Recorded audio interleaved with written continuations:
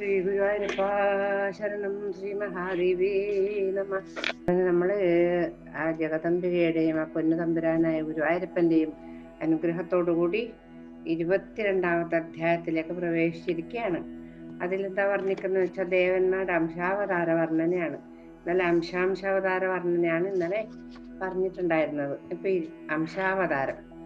അപ്പൊ ജയൻ വേദവ്യാസ മഹർഷിയോട് ചോദിക്കുന്നു, വ്യാസമഹർഷി, ജനിച്ചുടനെ കൊല്ലപ്പെടാൻ ആ കൊച്ചു കുഞ്ഞെന്ത് പാപമാണ് ചെയ്തത്? ബ്രഹ്മജ്ഞനും ജ്ഞാനിയും ധർമ്മനിരതനുമായ നാരദമുനി കംസനെ ഈ കൃത്യത്തിന് പ്രേരിപ്പിച്ചത് എന്തുകൊണ്ടാണ് എന്ന് ചോദിച്ചു.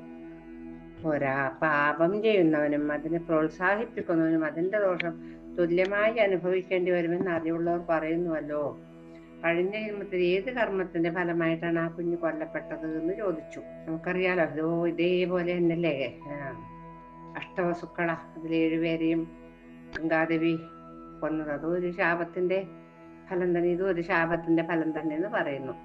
അപ്പൊ വേദവ്യാസ മഹർഷി പറഞ്ഞു, രാജൻ, നാരദ മഹർഷി ദേവകാര്യാർത്ഥമായിട്ടാണ് ഇപ്രകാരം കംസനെ കൊണ്ട് ചെയ്യിച്ചത്. സത്യവ്രതനും ധർമ്മത്തിൽ ഒട്ടും വ്യതിചലിക്കാത്തവനും ആണ് മഹാത്മാവായ നാരദൻ. ദേവയുടെ 6 പുത്രന്മാരെയും പ്രസവിച്ച ഉടനെ തന്നെ കംസൻ കൊന്നുവെന്ന് പറഞ്ഞുവല്ലോ. ആ കുട്ടികളെ ഷഡ്ഗർഭന്മാർ, അതായത് ഷഡാർഭകന്മാരെന്ന് പറയും. അങ്ങനെയാണ് ശാപം കിട്ടിയത് കാരണമാണ് അവർക്ക് ഇത്തരമൊരു മരണം സംഭവിച്ചത് എന്ന് പറയുന്നു. അവർക്ക് ആ ശാപം കിട്ടിയതിനൊരു കാരണമുണ്ട്, അത് ഞാൻ പറഞ്ഞു തരാം. സ്വയംഭവമനുവിന്റെ കാലത്ത് മരീചി മഹർഷിക്ക് ഊർണ എന്ന പത്നിയിലുണ്ടായ പുത്രന്മാരെന്നു അവരെ. മഹാബലവാന്മാരായ അവർ ഒരു ദിവസം ബ്രഹ്മാവിനെ കാണാൻ ചെന്നു. അവർ ബ്രഹ്മാവിനെ പരിഹസിച്ചു. എന്താ, മകളെ വിവാഹം കഴിച്ചവൻ എന്ന് പറഞ്ഞ് പരിഹസിച്ചു. അത് കേട്ട് ക്രോധാകുലനായ ബ്രഹ്മാവ് അവരെ അസുരന്മാരായി ജനിക്കട്ടെ എന്ന് ശപിച്ചു. അങ്ങനെ അവർ കാലനേമിയുടെ പുത്രന്മാരായി ഷഡർഭകന്മാർ എന്ന പേരിൽ ജനിച്ചു. ആ ജന്മത്തിന് ശേഷം അവർ വീണ്ടും ഹിരണ്യകശിപുവിന്റെ പുത്രന്മാരായി ജനിച്ചു. പൂർവ്വജന്മത്തിലെ ശാപത്തെ ഓർത്ത് ഈ ജന്മത്തിൽ അവർ കഠിന തപസ്സനുഷ്ഠിച്ച് ജ്ഞാനവും ശാന്തതയും നേടി. ആ തപസ്സുകൊണ്ട് സന്തുഷ്ടനായ ബ്രഹ്മാവ് അവരോട് പറഞ്ഞു, മക്കളെ, നിങ്ങളെ ഞാൻ പണ്ട് കോപം കൊണ്ട് ശപിച്ചതാണ്. നിങ്ങളുടെ തപസ്സിൽ ഞാൻ സന്തുഷ്ടനാണ് കേട്ടോ. നിങ്ങൾക്ക് ഇഷ്ടപ്പെട്ട വരം ചോദിച്ചുകൊള്ളൂ എന്ന് പറഞ്ഞു. അപ്പൊ ബ്രഹ്മാവിന്റെ വാക്ക് കേട്ട് പ്രസന്നചിത്തരായ ഷഡ്ഗർഭന്മാർ ബ്രഹ്മാവിനോട് പറഞ്ഞു, ഭഗവൻ, ഞങ്ങളുടെ തപസ്സുകൊണ്ട് അങ്ങ് പ്രസാദിച്ചുവെങ്കിൽ ഒരു വരം ഞങ്ങൾക്ക് തരിക. ഞങ്ങളെ ദേവന്മാരോ മനുഷ്യന്മാരോ സിദ്ധഗന്ധർവന്മാരോ സർപ്പങ്ങളോ കൊല്ലാൻ പാടില്ല. ഇതാണ് ഈ അസുരന്മാര് വാങ്ങിക്കുന്ന വരം. നമ്മളൊന്നും ഇപ്പൊ അങ്ങനെ ആവൂല. നമ്മളിപ്പം ഇനിയെങ്കിലും ഒരു വരം കിട്ടാൻ സാധ്യത ഉണ്ടെങ്കിൽ എന്ന് പറയും, എന്നും മനസ്സിലെ ഗുരുവായൂരപ്പന്റെ അല്ലെങ്കിൽ ജഗദംബികയുടെ ആ ചിന്തയിൽ തന്നെ പോവാൻ അനുഗ്രഹിക്കണേ എന്നൊക്കെ, അങ്ങനെയൊക്കെ അല്ലേ പറയാ. ഇത് അങ്ങനെയല്ല, മരിക്കാൻ പറ്റൂല ഇവർക്ക്. അങ്ങനെ തന്നെ ആവട്ടെ എന്ന് ചതുർമുഖൻ അനുഗ്രഹവും കൊടുത്തു. ഈ വരം കേട്ട് സന്തോഷത്തോടെ അവരെന്ത് ചെയ്തു? അച്ഛനായ ഹിരണ്യകശിപുവിന്റെ അടുത്തെത്തി. പ്രഹ്ലാദന്റെ സഹോദരന്മാരായിട്ട് ജനിച്ചു.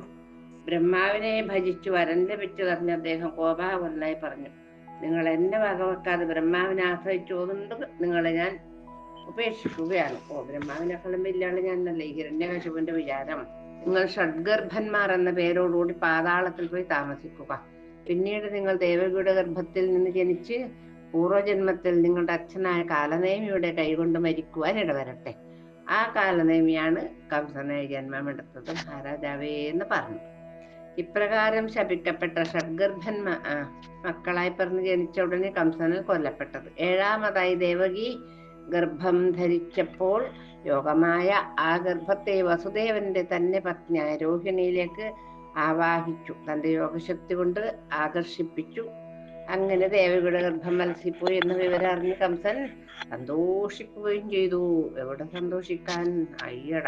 അതിനുശേഷം 8ാമതായി ഭഗവാൻ ആ പൊന്നുണ്ണിക്കണ്ണൻ ദേവന്മാരുടെ കാര്യസാധ്യത്തിനായി ഭൂഭാരം തീർക്കാനായി ജന്മമെടുത്തു. ജനമേജയൻ ചോദിക്കുന്നു, അപ്പോ കശ്യപന്റെ അംശമായി വസുദേവനിൽ നിന്ന് ശേഷാംശമായ ബലരാമനും ഹരിയുടെ അംശമായ കൃഷ്ണനും ജനിച്ചു എന്നങ്ങ് പറഞ്ഞുവല്ലോ.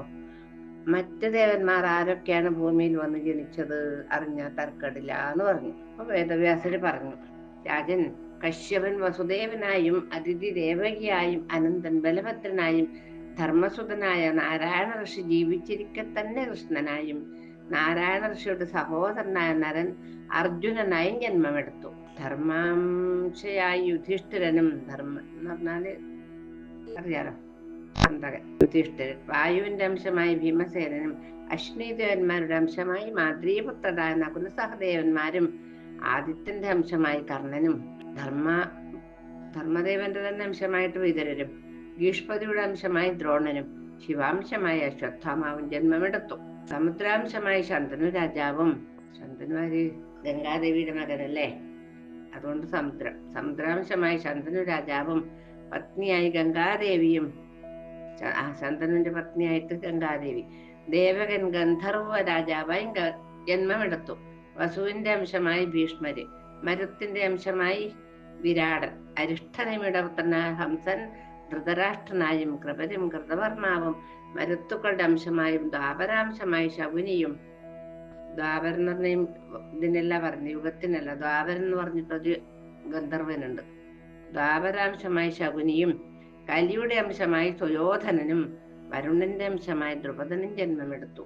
പാഞ്ചാലിയുടെ പുത്രന്മാരെല്ലാം വിശ്വദേവന്മാരുടെ അംശങ്ങളും, ലക്ഷ്മിയുടെ അംശമായി പാഞ്ചാലിയും, ദേവസ്ത്രീകൾ കൃഷ്ണപത്നിമാരായും, സിദ്ധിയും ബുദ്ധിയും ഭൂമിയുടെ അംശമായും, കുന്തി, ഗാന്ധാരി, മാദ്രി തുടങ്ങിയവർ ദേവസ്ത്രീകളുടെ അംശമായും ജന്മമെടുത്തു.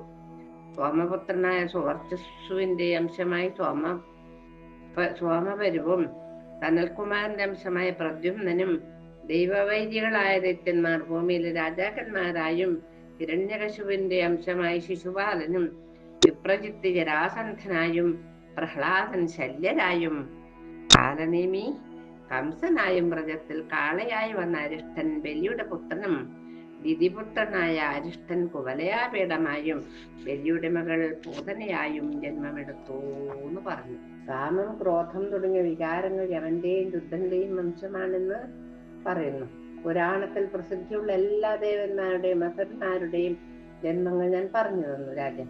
പണ്ട് ബ്രഹ്മാവ് ഹരിയെ പ്രാർത്ഥിക്കാൻ പോയപ്പോൾ ഹരി 2 കേശമെടുത്തു കൊടുത്തു അത്രേ. ഒന്ന് കറുപ്പും മറ്റേത് വെളുപ്പും. കറുപ്പ് കൃഷ്ണനായും വെളുപ്പ് ബലഭദ്രനായും ഭൂമിയിൽ സുരാംശരായി അവതരിച്ചു എന്ന് പറയുന്നു. ഈ അംശാവതാരങ്ങളെ ഭക്തിയോടെ സ്മരിക്കുന്നവനും ഈ കഥകളെ ശ്രവിക്കുന്നവനും പാപങ്ങൾ നശിച്ച് ബന്ധുബലത്തോടെ വസിക്കുമെന്ന് പറഞ്ഞ് ആ ഒരു ഗുണപാഠത്തോടു കൂടിയാണ് ഈ അധ്യായത്തെ നമ്മൾ ഉപസംഹരിക്കുന്നത്. അങ്ങനെ അംശാവതാരം എന്ന 22-ാം അധ്യായം ഭഗവത്പാദങ്ങളിൽ സമർപ്പിച്ചു. ഇനി ആ പൊന്നുണ്ണിക്കണ്ണന്റെ അവതാരാണ് വർണ്ണിക്കുന്നത്. ദേവകീ ദേവിയുടെ 6 പുത്രന്മാരും കംസനാൽ കൊല്ലപ്പെട്ടു എന്ന് പറഞ്ഞുവല്ലോ നമ്മള്. 7ാമത്തെ ഗർഭം അലസിപ്പോയി എന്നും കേട്ട് കംസൻ തൽക്കാലത്തേക്ക് സമാധാനായി. തൽക്കാലത്തേക്ക് മാത്രം കേട്ടോ. 8ാമത്തെ പുത്രനായി പിറക്കുന്ന ഭഗവാൻ തന്നെ വധിക്കുമെന്ന് നാരദന്റെ വാക്കിനെ ഓർത്ത് കംസൻ ജയിലിൽ ഓരോ നീക്കങ്ങളും ശ്രദ്ധിക്കാൻ ഭൃത്യന്മാരെ ഏൽപ്പിച്ചു. ഭഗവാൻ ശ്രീഹരി വസുദേവനിലേക്ക് പ്രവേശിക്കുകയും സമയമായപ്പോൾ ആ ദിവ്യശക്തി ദേവകിയിലേക്കും പ്രവേശിച്ചു.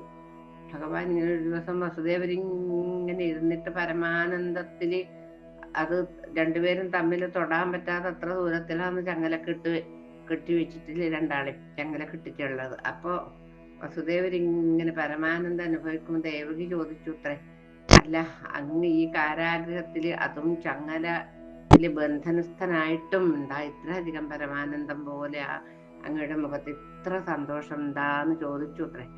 അപ്പൊ പറഞ്ഞു, ഞാൻ കണ്ടു ദേവകി, നമ്മുടെ രക്ഷിതാവിന്, നമ്മുടെ രക്ഷകന് ഞാൻ കണ്ടു ദേവകി. എങ്ങനെയാണ് ആ രൂപം ഒന്ന് എനിക്കും പറഞ്ഞു തരുമോ എന്ന് ചോദിച്ച സമയത്ത് വസുദേവര് ഭഗവാന്റെ ഓരോരോ ഭാഗം ദേവകിക്ക് ഇങ്ങനെ പറഞ്ഞു കൊടുക്കുകയും ആ പറഞ്ഞു കൊടുത്ത അത് പൂർത്തിയാവുന്ന സമയത്ത് ഭഗവാൻ ദേവിയുടെ ചെവിയിലൂടെ, ഹൃദയത്തിലൂടെ വയറ്റിലേക്ക് ഊർന്നിറങ്ങി എന്നാണ് പറയുന്നത്. അല്ലാതെ രണ്ടുപേര് തമ്മിലുള്ള സംയോഗം കൊണ്ടുണ്ടായതൊന്നും അല്ല പൊന്നുണ്ണിക്കണ്ണൻ. അങ്ങനെ ഉണ്ടായി. ദേവകി ഗർഭിണിയായി. ആ സമയത്ത് തന്നെ രോഹിണിയും ഗോകുലത്തിൽ ബലരാമനെ പ്രസവിച്ചു. ആ ദേവി കംസനെ പേടിച്ചു ഗോകുലത്തിൽ കഴിയുകയായിരുന്നു. അദ്ദേഹത്തിന്റെ ഭാര്യയല്ലേ കൊന്നെങ്കിലും. ദേവകി ഗർഭിണിയാണെന്ന് അറിഞ്ഞ ഉടനെ കംസൻ വസുദേവനെയും ദേവകിയെയും കൽത്തൂങ്കിൽ അടച്ച് ബന്ധനസ്ഥരാക്കി. വസുദേവൻ ജനിക്കാൻ പോകുന്ന കുട്ടിയുടെ ഭാവിയോർത്ത് ചിന്താകുലനായി. ദിവസങ്ങൾ അങ്ങനെ തള്ളി നീക്കി എന്ന് പറയാ, നമ്മൾ പറയാല്ലേ, ദിവസം തള്ളി നീക്കുന്നപ്പാ ഞാൻ, അത് മാതിരി തള്ളി നീക്കി പോന്നേയില്ല. ഗർഭം പൂർണ്ണ വളർച്ചയായി എന്ന് കണ്ട കംസൻ ഭയവിഹ്വലനായി സ്വന്തം ഭടന്മാരോട് പറഞ്ഞു, നിങ്ങൾ വളരെയധികം ശ്രദ്ധയോടുകൂടി ഇരിക്കേണ്ട സമയമാണ്. 8ാമത്തെ കുട്ടിയാണ് എന്നെ തട്ടാൻ പോകുന്നത്. നിങ്ങൾ ആയുധങ്ങളെല്ലാം കയ്യിലെടുത്തൊരുങ്ങി നിൽക്കണം. ഒരു തരത്തിലും അവനെ രക്ഷപ്പെടാൻ അനുവദിച്ചുകൂടാ. അവന്റെ കഥയും കൂടി കഴിച്ചിട്ട് വേണം എനിക്ക് സമാധാനമായി ഒന്ന് ഉറങ്ങാൻ. ഞാൻ ഉറങ്ങാത്തത് എത്രയോ കാലമായി. എല്ലാം ഏർപ്പാടാക്കിയിട്ട് കംസൻ ഗൃഹത്തിലേക്ക് പോയി അസ്വസ്ഥനായി മുറിയിൽ അടച്ചിരുന്നു. അങ്ങനെ ചിങ്ങമാസം പിറന്നു. അഷ്ടമി തിഥിയും രോഹിണി നക്ഷത്രവും ഒന്നിച്ചു വന്ന ദിവസം അർദ്ധരാത്രിയിൽ ദേവകിക്ക് കുറേശ്ശെ അസ്വാസ്ഥ്യം തുടങ്ങി. ദേവകി വസുദേവരോട് പറഞ്ഞു, 5-6 പ്രസവിച്ചിട്ട് ആയതല്ലേ, അതുകൊണ്ട് ആദ്യത്തെ അതുകൊണ്ട് അതിന്റെ വേദനയൊക്കെ ആ ദേവിക്കറിയാം. അപ്പൊ പറഞ്ഞു, എന്റെ പ്രസവ സമയം അടുത്തിരിക്കുന്നു. ആര്യപുത്ര, കംസന്റെ കാവൽക്കാർ കുട്ടിയുടെ കരച്ചിൽ കേൾക്കാൻ ചെവിയോർത്തിരിക്കുകയാണ്. കുട്ടിയുടെ കരച്ചിൽ കേട്ട ഉടനെ തന്നെ അറിയിക്കണമെന്നാണ് കംസന്റെ ആജ്ഞ. സ്വാമി, പണ്ട് യശോദ എന്നോട് പറഞ്ഞിട്ടുണ്ട്, നീ പ്രസവിക്കുന്ന കുട്ടിയെ ഞാൻ ആരും അറിയാതെ വളർത്തിക്കൊള്ളാമെന്ന്. അതുകൊണ്ട് ആ കുട്ടി ഇങ്ങോട്ടേക്ക് കൊടുത്തയക്കൂ എന്ന് പറഞ്ഞിട്ടുണ്ട് യശോദ. ഞാനും ഗർഭിണിയാണ്. കംസന് വിശ്വാസമാവാൻ എന്റെ കുഞ്ഞിനെ നിനക്ക് തരാം. അതുകൊണ്ട് അങ്ങ് ഈ കുട്ടിയെ ഗോകുലത്തിൽ വേഗം എത്തിക്കണം. ദേവിക്ക് പ്രസവവേദന കൂടിക്കൂടി വന്നു. താമസിയാതെ ഒരു കോമളനായ ബാലനെ പ്രസവിക്കുകയും ചെയ്തു. അതിമനോഹരൻ എന്ന് പ്രത്യേകം പറയണ്ടല്ലോ. താം അത്ഭുതം ബാലകമംബുജക്ഷണം ചതുർഭുജം ശംഖഗദാരുതായുധം ശ്രീവത്സലക്ഷ്മം ഗളശോഭി കൗസ്തുഭം പീതാംബരം സാന്ദ്രപയോധ സൗഭഗം മഹാർഹ വൈഡൂര്യകിരീട കുന്തള തുഷാ പരിഷുപ്ത സഹസ്ര കുന്തളം ഉദ്ദാമകാഞ്ജംഗദഗണാദിഭിർവിരോചമാനം വസുദേവ ഐക്ഷത എന്നാണ് ഭാഗവതം പറയുന്നത്. ആ ബാലനെ കണ്ടതും ദേവകിയും വസുദേവനും ഹർഷപുളകിതരായി. ദേവകി പറഞ്ഞു, പ്രഭോ, കുട്ടി കണ്ണു നിറച്ച് കണ്ടുകൊള്ളൂ. വസുദേവൻ ആ ബാലന്റെ മുഖത്ത് നോക്കി മനസ്സിൽ വിചാരിച്ചു, ഇത്ര സുന്ദരനായ ഒരു കുട്ടി ഞാൻ കണ്ടിട്ടേയില്ല. എന്റെ ജീവിതത്തിൽ ഞാൻ ഇത്ര സുന്ദരനായ ഒരു കുഞ്ഞിനെ കണ്ടിട്ടില്ല. എന്നാൽ സന്തോഷിച്ച് നിൽക്കാൻ സമയമില്ലല്ലോ. വസുദേവൻ കുഞ്ഞിനെ കയ്യിലെടുത്ത് പാൽപുഞ്ചിരി തൂകുന്ന മുഖത്തേക്ക് നോക്കി ചിന്തിച്ചു, എങ്ങനെ ഈ ബാലനെ രക്ഷിക്കും എന്ന് ആലോചിച്ചു നിന്നപ്പോൾ സ്ഫുടമായ ശബ്ദത്തിൽ ഒരു അശരീരി കേട്ടു. നമ്മുടെ ഭാഗവതത്തില് അശരീരിയല്ല, ശംഖചക്ര ഗദാപത്മത്തോടു കൂടി വളരെ ചെറുതായിട്ട് ദേവകിക്കും വസുദേവർക്കും ദർശനം കൊടുത്തുവെന്നും ആ രൂപം ഇന്നും നമ്മുടെ മധുരയില് ഉണ്ട്. ആ ഒരു രൂപം പ്രസവിച്ച സ്ഥലം, അവിടെ പൂജയൊക്കെ നടക്കുന്നുണ്ട്. അത് ഇതിൽ പറയുന്നത് അശരീരല്ല, ഭഗവാൻ തന്നെ പറഞ്ഞതാണെന്നാണ് നമുക്ക് കിട്ടിയ അറിവ്. ശൗര്യേ, ഈ ബാലനെ വേഗം ഗോകുലത്തിലേക്ക് കൊണ്ടുപോകൂ. കാവൽക്കാരെയൊക്കെ ഞാൻ ഇറക്കി കിടത്തിയിട്ടുണ്ട്. വാതിലും തുറന്നു വെച്ചിട്ടുണ്ട്. നിങ്ങളെ കെട്ടിയിട്ട ചങ്ങലയും അഴിച്ചിട്ടുണ്ട്. ഈ കുഞ്ഞിനെ നന്ദഗോപനെ ഏൽപ്പിച്ച് അവിടെ യശോദയുടെ അടുത്ത് കിടക്കുന്ന കുഞ്ഞിനെ ഇങ്ങോട്ടും കൊണ്ടുവരിക എന്നത് ദേവി ഭാഗവതായതുകൊണ്ട് ദേവി പറഞ്ഞതായിട്ട് നമ്മളെ അറിയിക്കുകയാണ്. ഈ വാക്കുകൾ കേട്ട ഉടനെ വസുദേവൻ കുട്ടിയെയും എടുത്ത് വാതിലിനടുത്തേക്ക് എത്തിയതും വാതിലുകളൊക്കെ തുറന്നു കിടക്കുന്നു. വസുദേവൻ കുട്ടിയെയും കൊണ്ട് വേഗം കാളിന്തി തീരത്തെത്തി. യോഗമായയുടെ പ്രഭാവത്താൽ നദിയിലെ വെള്ളം അരക്കൊപ്പമായി അത്രയും കുറഞ്ഞു വെള്ളം. ശൗരി വേഗം ഗോകുലത്തിലെത്തി. പശുക്കളെ കൊണ്ട് ഐശ്വര്യപൂർണമായ ഗോകുലം കണ്ട് വസുദേവനോട് കുറച്ചു നേരം നിന്നുപോയി. ഈ സമയത്ത് യശോദ മായാദേവിയെയും പ്രസവിച്ചു. ആ കുഞ്ഞിനെയും എടുത്തത് അനുജത്തിയാണ്. അത്ര സമയത്തിന്റെ വ്യത്യാസമുള്ളത്. ആ അനുജത്തിയാണ്, ഭഗവാന്റെ അനുജത്തിയാണ്, യോഗമായാണ് ഈ മഹാദേവി എന്ന് പറയുന്നതിന്റെ അർത്ഥം. ഈ സമയത്ത് പ്രസവിച്ചല്ലോ. ആ കുഞ്ഞിനെയും എടുത്ത് സാക്ഷാൽ ദേവിദാസിയുടെ വേഷത്തിൽ വസുദേവന്റെ അടുത്തെത്തി രണ്ടുപേരും കുട്ടികളെ കൈമാറി. ദേവിയുടെ ദാസിയുടെ വേഷത്തിൽ കൊണ്ടുവന്ന് കൊടുത്തുന്ന ഇതിൽ പറയുന്നത്. അതിലങ്ങനെ യശോദാതൽപ്പത്തില് ആ നീലരത്നത്തിന് കടത്തിയെന്നും ആ കപ്പ് നിറത്തിൽ കാണുന്ന ആ പെൺകുട്ടിയെ എടുത്തു കൊണ്ടുവന്നു ഒക്കെയാണ് പറയാ. വസുദേവൻ ആ പെൺകുഞ്ഞിനെയും എടുത്ത് തിരിച്ചു വന്ന് ദേവിയുടെ അടുത്ത് കൊണ്ടുവന്ന് കിടത്തി. ഒട്ടനെ തുടങ്ങി ഒച്ചത്തിന് കരയാൻ. മറ്റയാളാണെങ്കിലും മിണ്ടിപ്പോയിട്ടില്ല. കുട്ടിയുടെ കരച്ചിൽ കേട്ട ഉടനെ കംസന്റെ ഭക്തന്മാർ ഓടിച്ചെന്ന് കംസന്റെ വിവരം അറിയിച്ചു. ആ സമയത്ത് വാതിലുകളൊക്കെ അടഞ്ഞു. ചങ്ങലൊക്കെ അത് മുമ്പേ ഉണ്ടായതുപോലെ കെട്ടിലായി രണ്ടുപേരും. അങ്ങനെ ഓടി വന്നു. കൽത്തുറുങ്കിലെത്തിയിട്ട് അടഞ്ഞു കിടക്കുന്ന വാതിൽക്കെന്ന് കംസൻ വസുദേവനെ വിളിച്ചു പറഞ്ഞു, വസുദേവ, ഈ കുട്ടി എന്റെ ഘാതകനാണ്. കംസന്റെ ശബ്ദം കേട്ട് പേടിച്ച് വസുദേവൻ കുഞ്ഞിനെ കംസന്റെ കയ്യിലേക്ക് കൊടുത്തു. കയ്യിലെടുത്ത കുഞ്ഞു പെൺകുട്ടിയാണെന്ന് കണ്ട് കംസൻ അത്ഭുതപ്പെട്ടു. എന്ത് ദേവന്മാരുടെ വാക്കുണ്ടോ വെറുതെ ആവുക? ഇതങ്ങനെയല്ലേ പായത്? തുറുങ്കിൽ ബന്ധനസ്ഥനായവർക്ക് കള്ളത്തരം കാട്ടാൻ വഴിയൊന്നുമില്ല. എന്റെ ഭൃത്യന്മാരും ശ്രദ്ധയോടെ കാവൽ നിൽക്കുകയാണല്ലോ. പിന്നെ ഇവിടെ നിന്നാണ് ഈ കന്യക വന്നത്? എട്ടാമത്തെ കുട്ടിപുത്രനാണെന്ന ദേവന്മാരുടെ വാക്ക് സത്യമാണെങ്കിൽ ആ കുമാരൻ ഇവിടെ പോയി? ദശമതിന് വറച്ചുകൊണ്ട് പറയുകയാണ് കംസൻ. കംസൻ വേഗം ആ കുഞ്ഞിനെ വസുദേവന്റെ കയ്യിൽ നിന്ന് പിടിച്ചു വാങ്ങി കാലിന്മേൽ തൂക്കി പിടിച്ചു കൊടുക്കാൻ ഭാവിച്ചു. ഇവിടെ പാറപ്പുറത്താണല്ലോ ഈ ആറെണ്ണത്തിനെ അടിച്ചു കൊന്നത്. അവിടെ തന്നെ ഒരു അടി കൊടുക്കാൻ ഭാവിച്ച സമയത്ത് ആ കുഞ്ഞ് കംസന്റെ കയ്യിൽ നിന്ന് വഴുതി ആകാശത്തിൽ പ്രത്യക്ഷയായി. ദിവ്യമായ സ്വരൂപം ധരിച്ച് 8 കൈകളിലും ദിവ്യായുധങ്ങളേന്തി വാനിൽ വിരാജിക്കുന്ന ദേവി മധുരമധുരമായ സ്വരത്തിൽ മുഴിഞ്ഞു. ദുഷ്ടാ, എന്നെ കൊന്നിട്ട് എന്ത് നേടാനാണ്? പരാക്രമം സ്ത്രീകളിലല്ല വേണ്ടു. തവാന്തകൻ ഭൂമിതലേ ജനിച്ചു, ജവേന സർവത്ര തിരഞ്ഞു കൊള്ളുക. അത് മാത്രമല്ല, അടിപ്പതിനെങ്കിലും എന്റെ പാദം പിടിച്ചു നീ എന്നത് നിർവിവാദം. പാദം പിടിച്ചാല് അനുഗ്രഹിക്കണമെന്നാണ്. അതുകൊണ്ട് ഹനിക്കയിൽ എന്നതുകൊണ്ടു ഞാനും ജനിച്ചു താനും തവ ദണ്ഡധാരൻ. എന്നെ കൊല്ലാനുള്ള ആളെ ഭൂമിയിൽ ജനിച്ചിട്ടുണ്ട്, കഴിവെങ്കിൽ കണ്ടുപിടിച്ചോളൂ എന്ന് പറഞ്ഞു. നിന്റെ ഘാതകൻ ജനിച്ചു കഴിഞ്ഞു, അവൻ നിന്നെ കൊണ്ട് സംശയിക്കണ്ട. ഇത്രയും പറഞ്ഞ ദൈവരൂപം അറിഞ്ഞു. ആ ദേവിയാണ് ഭൂമിയിൽ 108 ശിവാലയങ്ങളെ 108 പേരിനെ അറിയപ്പെടുന്നത്. ഒക്കെ നമസ്കരിക്കാനും ആരാധിക്കാനും ഒക്കെ ആയിട്ട്. ഇത് കണ്ട അത്ഭുതസ്തബ്ധനായ കംസൻ ഭയാശങ്കകളോടെ ഗൃഹത്തിലേക്ക് പോയി. കംസൻ തന്റെ മന്ത്രിമാരായ വത്സൻ, ഭഗൻ, ധേനുവൻ, ചാണൂരൻ തുടങ്ങിയവരെ വരുത്തി പറഞ്ഞു. ചാണൂരൻ ഇതിലില്ല. ചാണൂരനാണ് അവര് അടിക്കാനും തൊഴിക്കാനും നിൽക്കുന്ന ആളാണ്. മല്ലൻ, നിങ്ങൾ എല്ലാവരും എന്റെ കാര്യസാധ്യത്തിനായി പുറപ്പെടുവിൻ. അടുത്ത പ്രസവിച്ച എല്ലാ കുഞ്ഞുങ്ങളെയും തിരഞ്ഞു പിടിച്ച് കൊല്ലണം. ഗോകുലത്തിലേക്ക് പൂതന പോകട്ടെ. അവൾ കുട്ടികളെ കൊല്ലുന്നതിൽ അതിസമർത്ഥയാണ്. എല്ലാവർക്കും വേണ്ട നിർദ്ദേശങ്ങൾ കൊടുത്തതിന് ശേഷം കംസൻ അഷ്ടമനെ തന്നെ ഓർത്ത് അസ്വസ്ഥനായി നാളുകൾ കഴിച്ചു. പൂതന പറഞ്ഞ ഒരേ ഒരു വനിതാ മന്ത്രിയാണ് കംസന്റെ മന്ത്രിസഭയിൽ. അപ്പം പോകാൻ കുറച്ച് സാമർഥ്യവും അന്തപുരത്തിലേക്ക് പോകാനും ഒന്നും പ്രയാസമില്ലല്ലോ, സ്ത്രീ വേഷം കിട്ടിയാല്. അതിസുന്ദരിയായിട്ടാണ് ഇവിടെ പോലെ. അങ്ങനെ ശ്രീകൃഷ്ണാവതാരം എന്ന 23-ാം അധ്യായം നമ്മള് ഭഗവത് പാദത്തിൽ സമർപ്പിച്ചു. ഇനിയിപ്പോ ഭഗവാന്റെ കഥകളാണ് ഇങ്ങനെ വർണ്ണിക്കുന്നത്. അതിമനോഹരമായ ബാലലീലകള്. നന്ദഗോപർ തന്റെ ഉണ്ണിയുടെ ജന്മോത്സവം ആഘോഷമായി കൊണ്ടാടി. നാട്ടുകാർ പറഞ്ഞും ചാരന്മാർ വഴിയും കംസൻ ഈ വാർത്ത അറിഞ്ഞു. ഗോകുലത്തിൽ വസുദേവന്റെ മറ്റൊരു പത്നി രോഹിണിയും താമസിക്കുന്നെന്ന് കംസന് നേരത്തെ വിവരം കിട്ടിയിട്ടുണ്ട്. ഗോകുലത്തിലെ നന്ദനും ഭാര്യയും വസുദേവൻ, ദേവകി തുടങ്ങിയവരൊക്കെ നിന്റെ ശത്രുക്കളാണെന്ന് നാരദൻ മുമ്പേ തന്നെ കംസന് സൂചന കൊടുത്തിട്ടുണ്ട്. അതുകൊണ്ട് തന്നെ ഗോകുലത്തിനെ പറ്റി കംസന്റെ മനസ്സിൽ കലശലായ ശങ്ക ഉണ്ടായിരുന്നു.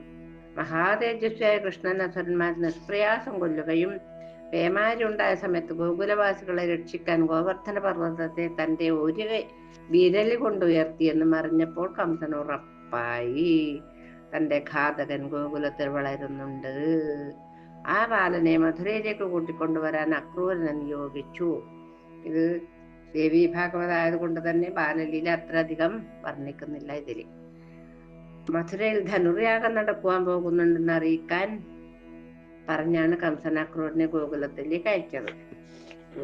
അക്രൂരനാണെങ്കിലോ വൈദ്യം കൽപ്പിച്ചതും രോഗി ഇച്ഛിച്ചതും പാല്. എങ്ങനെയെങ്കിലും ഒന്ന് പോയിട്ട് ആ ദിവ്യരൂപം, ആ പൊന്നുണ്ണിക്കണ്ണനെ ഒന്ന് കാണണം വിചാരിച്ച് വെളുപ്പാങ്കാലത്ത് 4 മണിക്ക് എഴുന്നേറ്റ് കുളിച്ചു കുറിയും തൊട്ട് ഭഗവത് പൂജയൊക്കെ നടത്തിയിട്ട് കുറിയൊക്കെ വായിച്ചു കളഞ്ഞിട്ട് കംസന്റെ സഭാമന്ദിരത്തിലേക്ക് വരുന്നൊരു ഭക്തനാണ് ഈ അക്രൂരൻ. ആ അക്രൂരനോടാണ് നീ ഒന്ന് പോയിട്ട് കൂട്ടിക്കൊണ്ടുവരൂ എന്ന് പറയുന്നത്. ഇതിൽ പരം സന്തോഷം വേറെന്താണ് ഉണ്ടാവുക ഉള്ളത്? മഹാതേജസ്വിയായ കൃഷ്ണൻ അസുരന്മാരെ നിഷ്പ്രയാസം കൊല്ലുകയും ഒക്കെ ചെയ്തുവല്ലോ. അത് കേട്ടിട്ടാണ് അക്രൂരനെ ഗോകുലത്തിലേക്ക് അയച്ചത്. അക്രൂരൻ അങ്ങനെ ഗോകുലത്തിലെത്തി.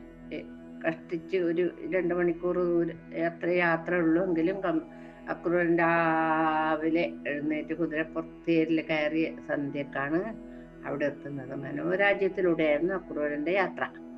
നന്ദഗോപരോട് മധുരയിൽ ധനുർയാഗം നടക്കുവാൻ പോകുന്നുണ്ടെന്നും അതിനായി രാമകൃഷ്ണന്മാരെ കൊണ്ടുപോകാനാണ് താൻ വന്നതെന്നും അറിയിച്ചു. അടുത്ത ദിവസം തന്നെ അക്രൂരൻ രാമകൃഷ്ണന്മാരെ തേരിൽ കയറ്റി മധുരയിൽ എത്തിച്ചേർന്നു. മധുരയിൽ പ്രവേശിച്ച ഉടനെ കൃഷ്ണൻ അലക്കുകാരനെയും ചാണൂര മുഷ്ടികന്മാരെയും കുവലയാപീഠത്തിനെയും വധിച്ചു. ഠേം ഠേം ഠേം എല്ലെണ്ണത്തിനെ വധിച്ച് യാഗത്തിനൊരുക്കി വെച്ച ധനുസ്സിനെയും ഭഞ്ജനം ചെയ്തു. അതിനുശേഷം ആ പൊന്നുണ്ണിക്കണ്ണൻ കംസനെയും തന്റെ ഒരു ലീലയായി കാലപുരിക്കയച്ചു. പോരെ, കംസൻ കാരാഗ്രഹത്തിലാക്കിയിരുന്ന തന്റെ മാതാപിതാക്കളെ ദേവകീ വസുദേവന്മാരെയും ഉഗ്രസേനനെയും ഭഗവാൻ പൊന്നുണ്ണിക്കണ്ണൻ മോചിപ്പിച്ചു. കംസൻ കൈയടക്കിയിരുന്ന രാജ്യം ഉഗ്രസേനനെ ഏൽപ്പിക്കുകയും അദ്ദേഹത്തിനെ രാജാവായി അഭിഷേകം ചെയ്യുകയും ചെയ്തു. വസുദേവൻ രാമകൃഷ്ണന്മാരെ വിധിപ്രകാരം ഉപനയനം ചെയ്യിച്ച് വിദ്യാഭ്യാസത്തിനായി സാന്ദീപനി മുനിയുടെ അടുക്കലേക്ക് അയച്ചു. വിദ്യാഭ്യാസം പൂർത്തിയാക്കി തിരിച്ചെത്തിയപ്പോഴേക്കും അവർക്ക് 12 വയസ്സായി. ധനുർവിദ്യയിലും ശാസ്ത്രങ്ങളിലും പ്രാവീണ്യം നേടിയ ബാലന്മാർ മധുരയിൽ പ്രൗഢിയോടെ വസിച്ചു. അക്കാലത്ത് കംസപത്നിമാരുടെ അച്ഛനായ ജരാസന്ധൻ, അസ്ഥിയും പ്രാപ്തിയും ഇതാണ് അവരുടെ പേര്. കംസൻ തന്റെ ജാമാതാവ് കൃഷ്ണനാൽ വധിക്കപ്പെട്ട ദേഷ്യത്താൽ തന്റെ സൈന്യങ്ങളോടുകൂടി മാഗധത്തിൽ നിന്ന് മധുരയിലെത്തി. കൃഷ്ണനും ജരാസന്ധനും തമ്മിൽ 17 പ്രാവശ്യം യുദ്ധം ചെയ്യുകയും ഓരോ യുദ്ധത്തിലും ജരാസന്ധൻ കൃഷ്ണനോട് തോൽക്കുകയും ചെയ്തു. പക്ഷെ വധിക്കണില്ല. എന്തേ? ഭൂമിയുടെ ഭാരം തീർക്കണ ഇനിയും കുറെ ദുഷ്ടന്മാര് വരാനുണ്ട് ഇയാളുടെ കൂടെ. പിന്നീട് കംസൻ കാലയവനുമായി സഖ്യം ചെയ്ത് വീണ്ടും മധുര ആക്രമിക്കാൻ വമ്പിച്ച പടയോടും കൂടി വന്നു. കാലയവനൻ യുദ്ധത്തിന് വരുന്നുണ്ടെന്ന് മനസ്സിലാക്കി ഭഗവാൻ എന്ത് ചെയ്തു? ബലരാമനെയും സാമന്ത രാജാക്കന്മാരെയും വരുത്തി യവനൻ മധുര ആക്രമിക്കാൻ വരുന്നുണ്ടെന്ന് അറിയിച്ചു. ഭഗവാൻ എല്ലാവരോടുമായി പറഞ്ഞു, ഗൃഹം ജനം സമ്പത്തെല്ലാം ഉപേക്ഷിച്ചും പ്രാണരക്ഷ ചെയ്യണം. എവിടെയാണ് രക്ഷ കിട്ടുന്നതെങ്കിൽ അവിടേക്ക് മാറണം. രൈവത പർവ്വതത്തിന്റെ അടുത്തുള്ള കടലിന്റെ അക്കരയിൽ ഒരു പട്ടണമുണ്ട്. അവിടെ മനോഹരമായ ഒരു പുരമുണ്ടെന്ന് താർക്ഷൻ പറഞ്ഞു. ഞാൻ കേട്ടിട്ടുണ്ട്. താർക്ഷൻ എന്ന് വെച്ചാല് ഗരുഡൻ. അവിടെ കടലും മലയും ഉള്ളത് കൊണ്ട് ശത്രുക്കൾക്ക് എത്തിപ്പെടാൻ കുറച്ച് പ്രയാസമുണ്ട്. അറിവുള്ളവർ ശത്രുബാധയില്ലാത്ത സ്ഥലം നോക്കി വേണം താമസിക്കാൻ. ക്ഷീരസമുദ്രത്തിൽ അനന്തനെ വ്യക്തിയാക്കിയാണല്ലോ വിഷ്ണു പള്ളി കൊള്ളുന്നത്. മഹാദേവനാണെങ്കിൽ രജതാദ്രിയിലുള്ള ആണ്. അതിനാൽ ശത്രുവിൽ നിന്ന് രക്ഷപ്പെടാൻ നമ്മളും ഇവിടെ നിന്ന് മാറി താമസിക്കണം എന്ന് ഭഗവാൻ പറഞ്ഞു. ഭഗവാൻ പറഞ്ഞത് കേട്ട് യാദവോത്തമന്മാരും പൗരജനങ്ങളും സകല സാമഗ്രികളോടും കൂടെ പോകാനൊരുങ്ങി. ധനധാന്യങ്ങൾ നിറച്ച കാളവണ്ടികളുമായി സകുടുംബം അവർ യാത്ര പുറപ്പെട്ടു. അവരെ നയിക്കാനോ രാമകൃഷ്ണന്മാർ മുമ്പിലുണ്ടായിരുന്നു. പൊന്നുണ്ണിക്കണ്ണനും ഏട്ടനും. അവർ 10 ദിവസത്തിനുള്ളിൽ ദ്വാരകാ പട്ടണത്തിലെത്തി. അവിടെ ഉണ്ടായിരുന്ന ഒരു പഴയ കൊട്ടാരത്തെ വിദഗ്ധ ശില്പികളെ വരുത്തി ജീർണോദ്ധാരണം ചെയ്തു. യാദവന്മാരെ അവിടെ രഹസ്യമായി താമസിപ്പിച്ച് രാമകൃഷ്ണന്മാർ മധുരാപുരിയിൽ തിരിച്ചെത്തി എന്ന് പറയണു. ഈ കഥ, ഭഗവാന്റെ കഥ ഇന്ന് നമുക്ക് പറഞ്ഞു പൂർത്തിയാക്കാൻ കഴിയില്ല. അതുകൊണ്ട് ഇന്ന് നമുക്ക് ഇവിടെ അവർ മധുരാപുരിയിൽ തിരിച്ചെത്തിയല്ലോ, അവിടെ നമുക്ക് ഇന്നത്തെ ഭാഗം ആ ഭഗവത് പാദത്തിൽ സമർപ്പിക്കാം. നാളെ അവരുടെ ദേവീദേവന്മാരുടെ അനുഗ്രഹം ഉണ്ടെങ്കിൽ നാളെ പറയാം. കായേന വാചാ മനസേന്ദ്രിയർവാ ബുദ്ധ്യാത്മനാ വാ പ്രകൃതേ സ്വഭാവാത് കരോമി യദ്യൽ സകലം പരസ്മൈ നാരായണായേതി സമർപ്പയാമി.